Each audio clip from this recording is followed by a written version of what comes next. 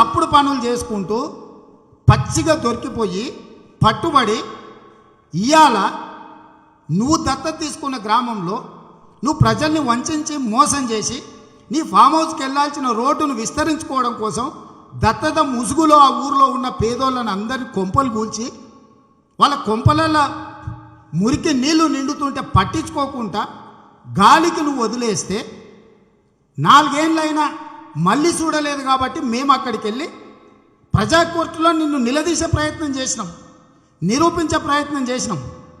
2 రోజులు అక్కడ కూర్చున్నాం.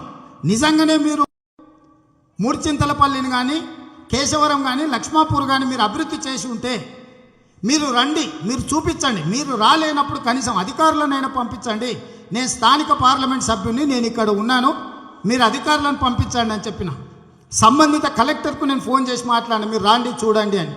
అధికారులు రాలేదు, ప్రజాప్రతినిధులు రాలేదు. కానీ ముందు రోజే టీఆర్ఎస్ వాళ్ళు మమ్మల్ని అడ్డుకుంటామని ప్రెస్ మీట్లు పెట్టి మమ్మల్ని తిట్టి, మేము వెళ్తుంటే దారిలో మమ్మల్ని అడ్డుకొని మమ్మల్ని రెచ్చగొట్టే ప్రయత్నం చేస్తే కూడా మేము సంవయనం పాటించినాము.